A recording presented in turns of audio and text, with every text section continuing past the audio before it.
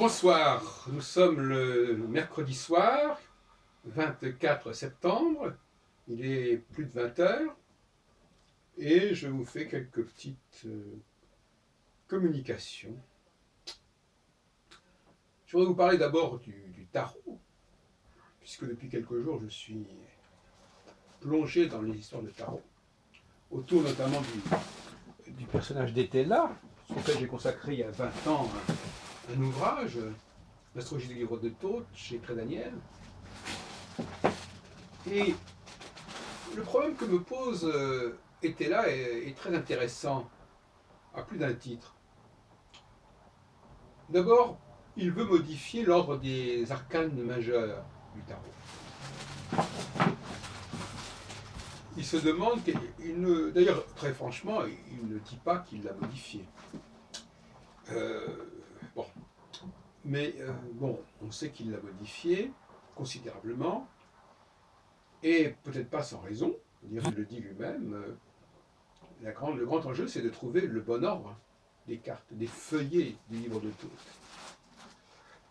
Mais il ne sera pas le seul à le faire. En 1807, donc une vingtaine d'années plus tard, trentaine d'années si on veut, il y aura un autre personnage qu'on ne connaît pas le nom, qui également se mettra à changer l'ordre des lames du tarot, des arcanes majeurs du tarot, à sa façon. Dans un ouvrage qui s'appelle Le Petit Oracle des Dames, qui ne prête pas, qui n'est pas très engageant lui-même. À ce propos, on pourrait se demander pourquoi effectivement Étella publie des ouvrages sur le tarot avec un titre assez étrange, même sur l'astrologie d'ailleurs, Les tarots ou manière de se récréer avec le jeu de cartes nommé tarot.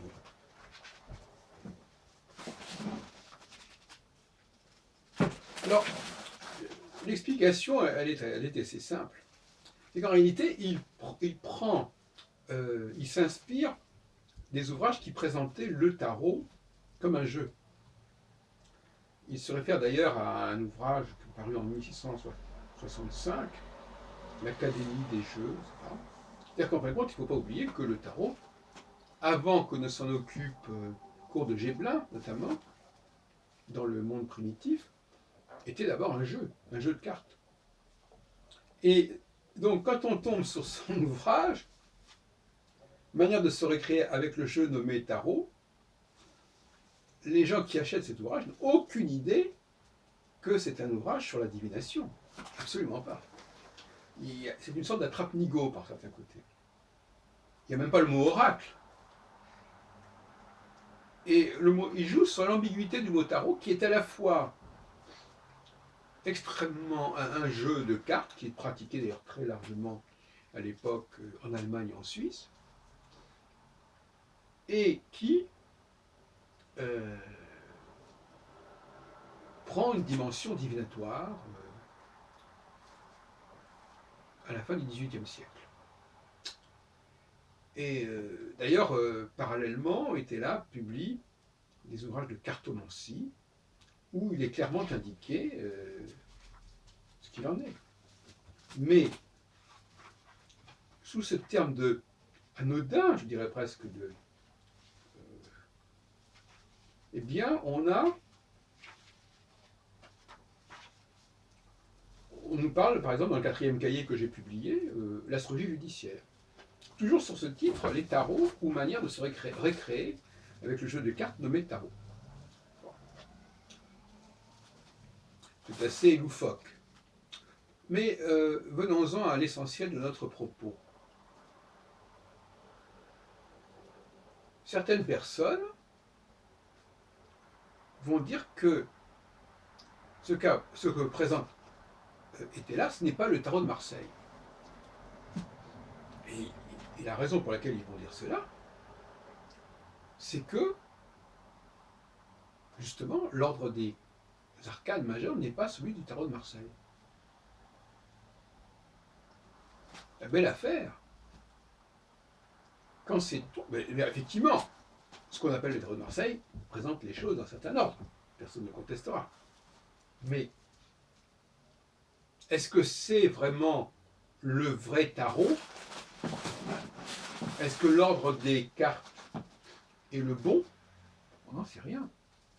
Donc moi, je propose qu'on soit un tout petit peu plus modéré dans les propos. Non seulement ce que propose Etela est un tarot, on pourrait dire tarot, oui, c'est un tarot, comme le fait Marielle Frédéric Turcot dans son ouvrage sur ce sujet, paru en 1987 chez Solar. C'est un tarot, bon, à la rigueur. Mais il ne s'agit pas de cela. Il s'agit de comprendre que c'est un travail autour du tarot de Marseille. C'est un commentaire critique du tarot de Marseille. Et donc, Etela est un des grands commentateurs du tarot de Marseille. Qu'il prenne la peine de modifier ou de réarranger, comme il dit, l'ordre des cartes, ça ne change rien au fait qu'il se situe par rapport au tarot de Marseille. Il a ses 78 cartes. Alors, qu'il greffe dessus sur les cartes des significations, des interprétations, ça ne change rien au problème. Par exemple, très rapidement, lui ou son école, on verra plus tard, enfin, on ne rentrera pas dans le détail, déjà vers 1790, en tout cas, alors qu'il est déjà, à mon avis, en train de prendre sa retraite, il va prendre sa retraite dans le courant de l'année 1790, probablement à la fin de 1790, et quand il dit je prends sa retraite, il va probablement, apparemment, partir dans quelques campagnes éloignées, et après, je ne sais pas pourquoi d'ailleurs, mais il garde une correspondance avec ses disciples, avec notamment le fameux Géjagel, qui le remplace en certaine manière, mais qui, n'empêche, prend la peine de lui écrire et de lui demander conseil sur tel et tel point de ses ouvrages. Jusqu'en 1783, Etela fait paraître parallèlement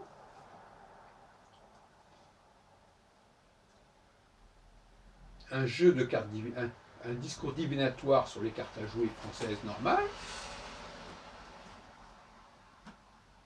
qu'il appelle cartonomancie française, et puis un jeu égyptien qui est le tarot de Marseille, livre de Thoth.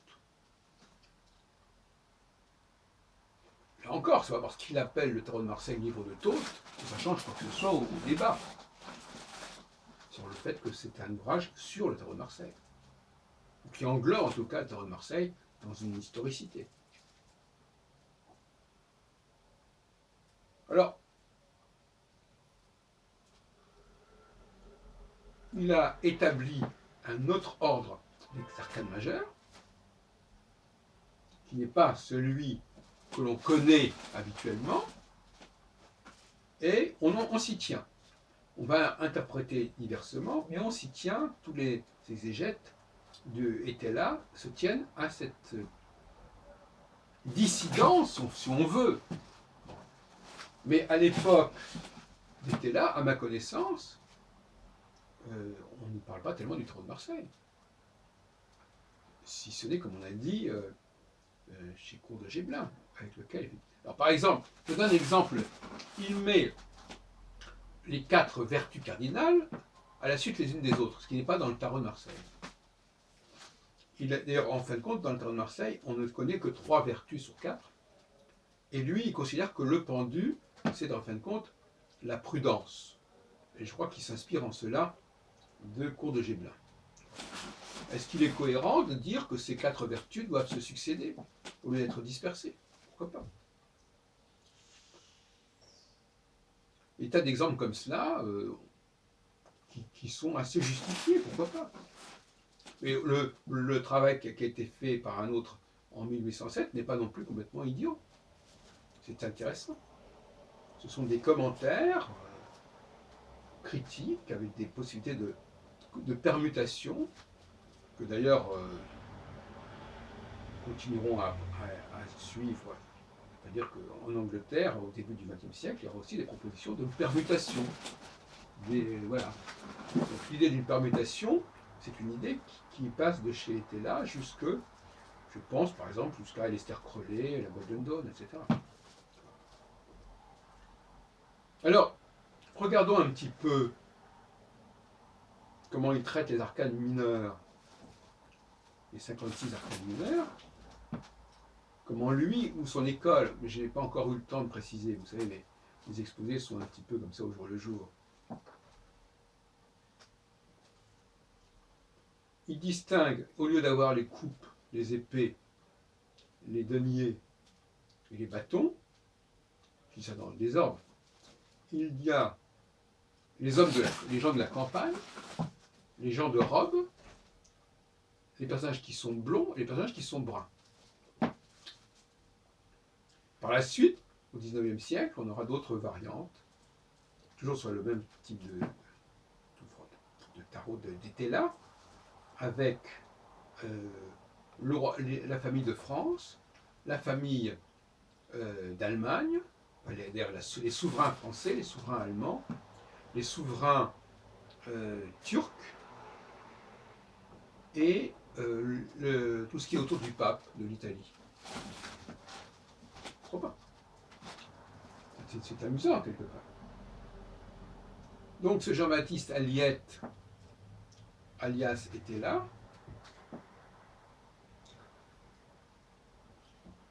commence par publier en 1770 première édition de son Etela, que l'utilisation du mot Etela, c'est pas seulement le nom de l'auteur, c'est aussi une certaine façon de jouer, c'est une méthode de travail, une certaine carte qui va représenter le consultant, etc. Je ne rentrerai pas dans le détail ici. Mais il emploie déjà le mot Etela pour désigner, il me semble, de mémoire, pour désigner l'utilisation des jeux de cartes ordinaires. Et il propose, ce que font les cartomanciens d'ailleurs, à partir des cartes ordinaires, les 32 cartes, le jeu de la belote, si on peut dire, il va proposer des formes de divination. Il fait une nouvelle édition de 1773 où il fait une nouvelle présentation des choses.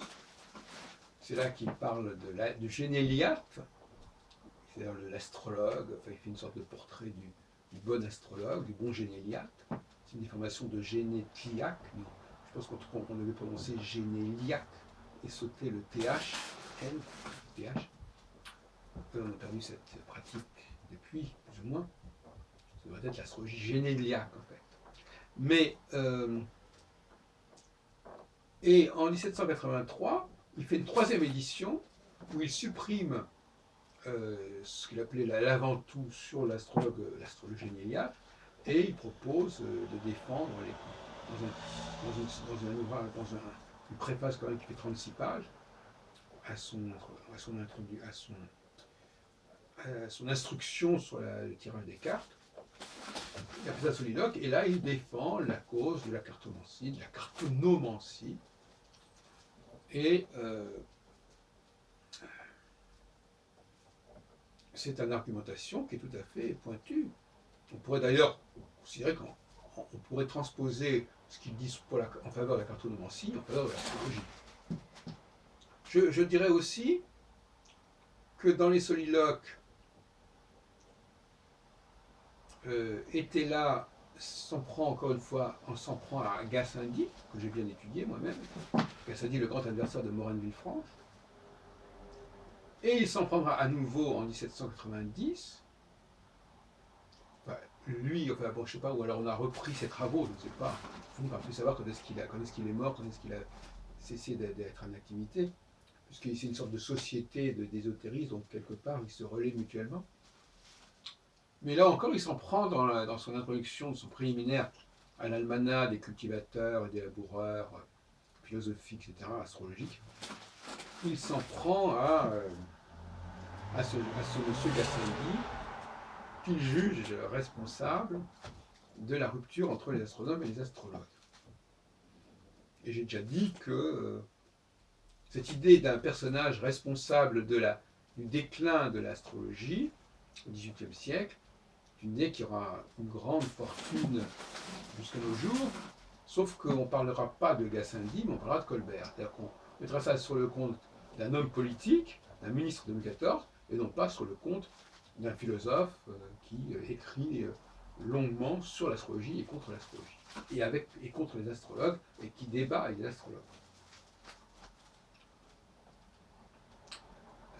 Donc, était là,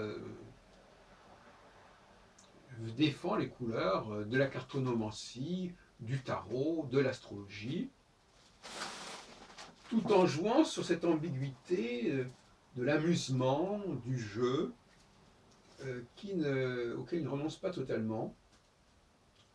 Et d'ailleurs, ça m'a fait penser à Patrice Guinard, qui, tout en étant astrologue, collectionne des jeux, ça, à une sorte de ludothèque. D'ailleurs, effectivement, on joue au tarot, on tire les cartes. Bon, tirer les cartes, ça peut être aussi de l'ordre du jeu. Au poker, on tire des cartes. Et pas dans le même sens que dans le sens divinatoire. Donc je crois que j'ai quand même pas mal fait pour la réhabilitation, ou plutôt la mémorisation de ce personnage Aliette, qui est quand même assez remarquable. Et je rappellerai que son fils a pris sa succession et qu'on voit son nom apparaître sous ce nom-là. On ne sait pas exactement quel était son vrai nom. Enfin, il s'appelait Aliette, évidemment, probablement. Donc Aliette Aliette fils était la fils. Et il apparaît comme distributeur, mais aussi par la suite comme un des libraires un des éditeurs des ouvrages de son père et de la société en question.